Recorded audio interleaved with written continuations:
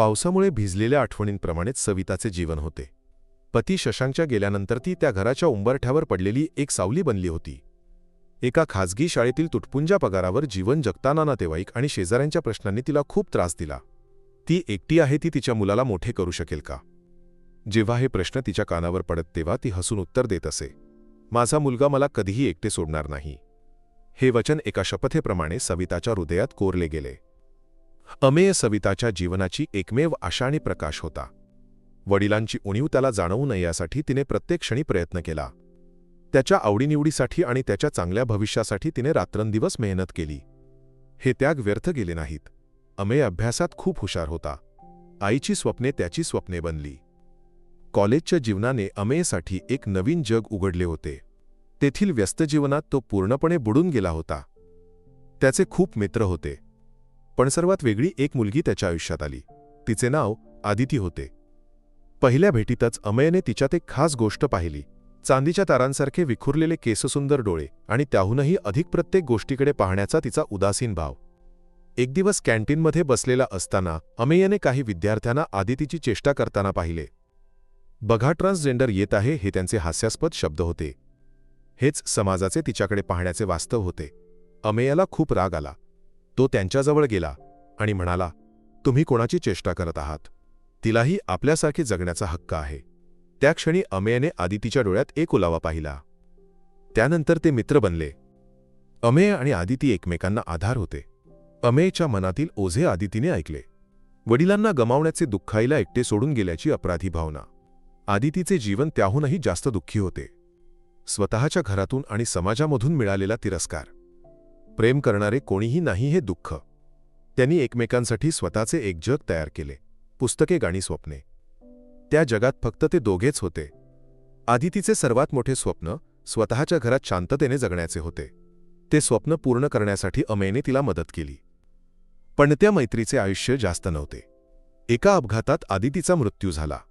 अमेयचे जग एका क्षणात उद्ध्वस्त झाले. त्याच्या आतला प्रकाश विझून गेला.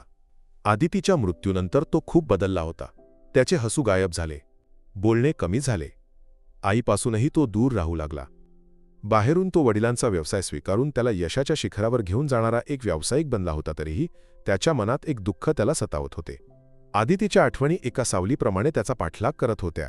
त्या मानसिक आघाताने त्याचे जीवन पूर्णपणे एका अंधारात झाकून टाकले होते. अमेयचा व्यवसाय मोठा यशस्वी झाल्यावर सविताच्या मनात पुढची इच्छा जागृत झाली. मुलाचे लग्न. अमेयला एक सुंदर, श्रीमंत आणि सुशिक्षित मुलगी हवी होती. त्याचप्रमाणे पहिले लग्न ठरले एका मोठ्या कुटुंबातील मुलगी केतकीसोबत. अमेयही त्याच्या वडिलांप्रमाणे खूप कमावत असल्यामुळे केतकीच्या कुटुंबाला या लग्नासाठी हो म्हणायला दुसरा विचार करावा लागला नाही. लग्नाच्या आधीच्या दिवसांमध्ये अमेय नेहमीपेक्षा जास्त आनंदी दिसत होता. सविताचे मन आनंदाने भरले होते. पण पहिल्या रात्रीत खोलीत गेलेली केतकी खूप वेळ होऊनही बाहेर येण्यास तयार नव्हती. सविताने दरवाजा ठोठावून हाक मारली. आतून फक्त एक घाबरलेली किंकाळी ऐकू आली. जेव्हा केतकीने दरवाजा उघडला तेव्हा ती भयाने थरथरत आणि असहाय उभी होती. ती सरळ आपल्या घरी निघून गेली. काय झाले हे कोणी विचारले नाही आणि तिनेही सांगितले नाही. ते लग्न पहिल्या रात्रीतच संपले होते. नातेवाईक आणि गावातील लोकांनी प्रश्नांनी सविताला हैराण केले. तुमच्या मुलाला काहीतरी समस्या आहे का? त्यांच्या नजरा सविताच्या हृदयावर एक डाग बनून राहिल्या. पण सविता हार मानण्यास तयार नव्हती. केतकीला कदाचित मानसिक समस्या असावी असे विचार करून तिने स्वतःला शांत केले. दुसऱ्या लग्नासाठी तिने जास्त लक्ष दिले. तिला एक सुशिक्षित, आत्मविश्वास असलेली मुलगी मिळाली जिचे नाव दिया होते. दियाला बघायला आले होते तेव्हा अमेय थोडा जास्त बोलला आणि तिच्यासोबत थोडा जास्त मिसळला होता. सविताला यामुळे खूप दिलासा मिळाला. लग्नाआधी दियाने अमेयला विचारले, तुमच्या पहिल्या लग्नात काय झाले होते? तर अमेयने उत्तर टाळले. पण दियाने ते गंभीरपणे घेतले नाही. तिने अमेयवर विश्वास ठेवला. दुसरे लग्नही खूप मोठ्या थाटामाटात झाले. पहिल्या रात्रीत खोलीत जाण्याआधी दियाने अमेयला आनंदाने हसत म्हटले, मी तुमच्यासोबत आहे. पण दुसऱ्या दिवशी सकाळी सविताला दिया दिसली नाही. तिने दरवाजा उघडून पाहिले तेव्हा खोलीत फक्त अमेय होता. दिया कुठे आहे? सविताचा आवाज थरथरत होता. ती निघून गेली, अमेयने एका उदासीन भावाने म्हटले. सविताला हे सहन झाले नाही. तिने दियाच्या घरी फोन केला. दिया कुठे आहे? सविताचा आवाज थरथरत होता. दिया इथेच आहे, ती रडत आहे, ती काहीही सांगू शकत नाही, दियाच्या आईने सांगितले. सविताला काय झाले ते समजले नाही. ती दियाकडे गेली. काय झाले बेटा? सविताचा आवाज थरथरत होता. मी काहीही सांगू शकत नाही आई, पण मी परत घरी जाणार नाही, दिया म्हणाली. सविताला दियाच्या शब्दांवर विश्वास बसला नाही. ती दियाला घरी घेऊन आली. दियाचे मन खूप दुःखी होते, पण ती परत घरी गेली नाही. तिने अमेयला समजून घेण्याचा प्रयत्न केला.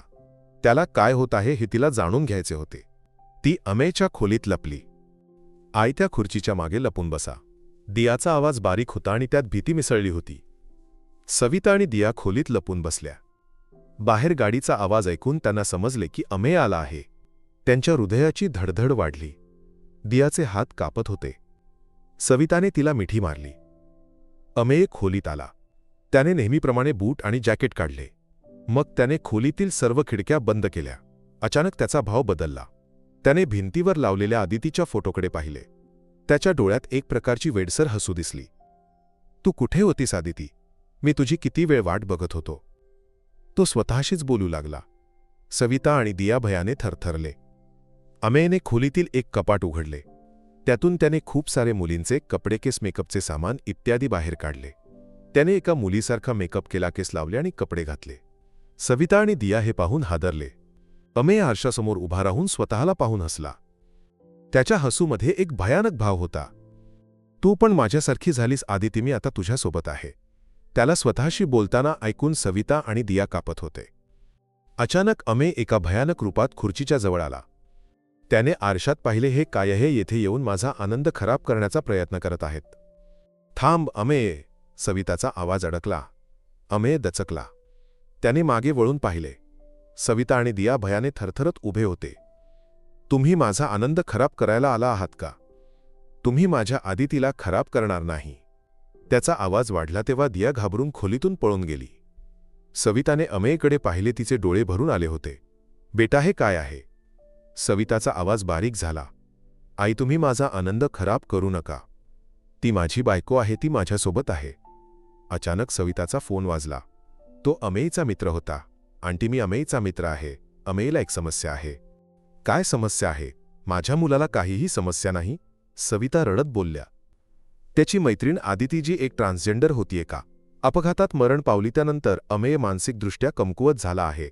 असे वाटते की जणू आदितीचा आत्मा अमेयच्या शरीरात घुसला आहे.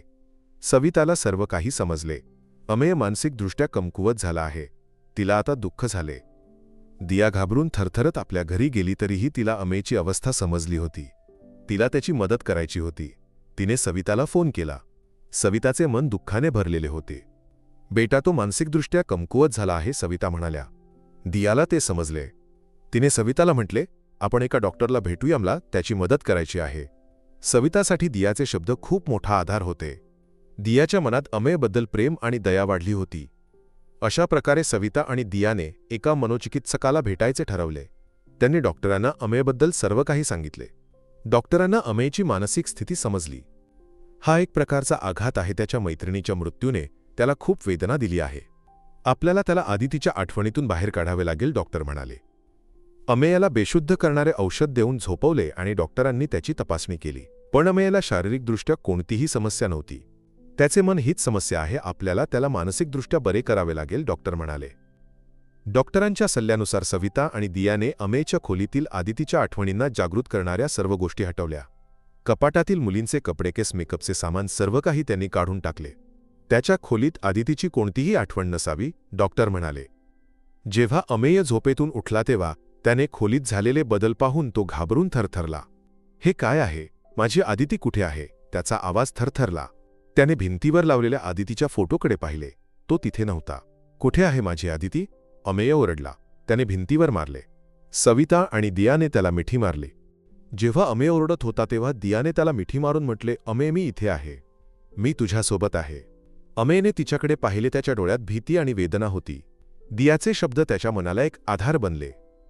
दिवस सरत गेले. अमेयने औषध घेणे सुरू केले होते. सविता आणि दिया त्याच्यासोबत होते. त्यांनी त्याच्या आवडीनिवडीसाठी, त्याच्या चांगल्या भविष्यासाठी प्रार्थना केली. पण अमेय पूर्णपणे बरा झाला नव्हता. त्याच्या मनात अजूनही आदितीच्या आठवणी एका सावलीसारख्या होत्या. अमेय, तुला काही सांगायचे आहे का? एक दिवस दियाने त्याला विचारले. अमेयने तिच्याकडे पाहिले. त्याच्या डोळ्यात एक प्रकारची भीती आणि वेदना होती. मला काहीही समस्या नाही, अमेय म्हणाला. दियाचे डोळे भरले. तिने अमेयचा हात धरला. अमे, मी तुला समजू शकते. तुझे दुःख मला माहीत आहे. मी तुला मदत करण्यासाठी इथे आहे. मी तुझी पत्नी म्हणून नाही तर तुझी एक मैत्रीण म्हणूनही नेहमी तुझ्यासोबत असेन, दिया म्हणाली. अमेने तिच्याकडे पाहिले. त्याच्या डोळ्यात एक प्रकारचा ओलावा होता. त्या क्षणी ते एकमेकांना समजून घेतले. सविताला हे पाहून आनंद झाला. दियाचे शब्द अमेच्या मनात एक प्रकाश बनले होते. अमे, आपण एका प्रवासाला जाऊया का? एक दिवस दियाने विचारले. अमेयाने आधी संकोच केला, पण दियाच्या आग्रहामुळे तो तयार झाला. डॉक्टरांनीही त्याला परवानगी दिली. ती एक नवीन सुरुवात होती. ते एकत्र चालले, बोलले, जुन्या आठवणी विसरून नवीन अनुभव तयार केले. दियाने अमेचा हात धरून त्याला म्हटले, जीवन एका नदीसारखे आहे. कितीही खोल असले तरी प्रवाह कधीही थांबत नाही. हे शब्द अमेच्या मनात एक प्रकाश बनले होते. अमे हळूहळू जुन्या आयुष्यात परत आला. त्याच्या मनातील ओझे कमी झाले. तो हसू लागला. त्याचे बोलणे वाढले. सविता आनंदाने भरून गेल्या. जेव्हा त्यांना त्यांचा मुलगा परत मिळाला तेव्हा त्या आईचे डोळे पाणावले. दियाच्या हातात त्यांना मिठी मारून सविता म्हणाल्या, बेटा, तू फक्त माझ्या मुलालाच नाहीतर माझे आयुष्यही परत दिले आहेस. दिवस सरत गेले. अमे आणि दिया अधिक जवळ आले. त्यांचे जीवन प्रेम आणि आनंदाने भरले होते. त्यांना एक बाळ झाले. बाळाला हातात घेऊन अमेने दियाकडे पाहिले. त्याच्या डोळ्यात प्रेम आणि आनंद भरला होता.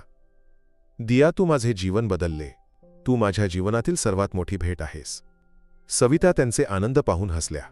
त्यांना समजले की एक चांगली सून मिळाली तर घर स्वर्ग बनते. दिया त्या कुटुंबातील एक सदस्यच नाहीतर त्या घराचा जीव बनली होती. ती अमेच्या जीवनातच नाहीतर सविताच्या जीवनातही एक प्रकाश होती. तिने त्यांची स्वप्ने आणि आशा पूर्ण केल्या. अमेचे रहस्य संपले. तो एक नवीन माणूस बनला होता. त्याचे जीवन आनंद आणि शांततेने भरले होते. आदितीच्या आठवणी त्याच्या मनातून मिटल्या आणि नवीन आयुष्याने त्याला अधिक आनंदी केले.